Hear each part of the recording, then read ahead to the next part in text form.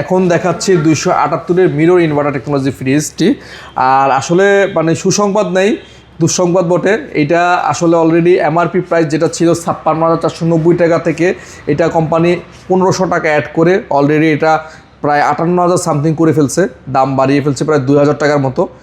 But wholesale রেটে যেটা আছে আপনাদের পাশে, আমরা এইটা কিন্তু দাম বাড়াবো না, আমরা আগে যেই প্রাইসে বিক্রি করতেছি সেই প্রাইসটাই রাখবো। অর্থাৎ কোম্পানির 2,000 টাকা এমআরপি বাড়ার পরেও আমরা হোলসেল রেটে আপনাদেরকে আগের যে প্রাইসটা 42,200 টাকা ছিল আমরা সেই প্রাইসটাই রাখবো।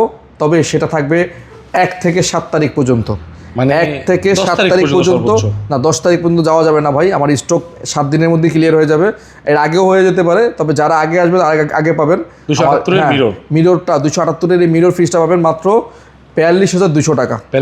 আগের ভিডিওতে যা আসলো তাই, কোম্পানির 2,000 টাকা অলরেডি প্রাইস বাড়াইছে। বাট 1 থেকে 10 তারিখ পর্যন্ত যান আমি দিয়ে দিলাম। এই 10 দিনের মধ্যে যারা কিনবেন 42,200 টাকা আগের প্রাইসটা রাখবো। এরপরে আপনার দেখা গেছে এরপরে আর আমরা করতে পারবো না ভাইয়া। হ্যাঁ, এটা হচ্ছে ডিপ উপরে, নরমাল নিচে 278-এর মিরর ইনভার্টার টেকনোলজি ফ্রিজটি যারা কিনবেন দ্রুত যোগাযোগ করবেন।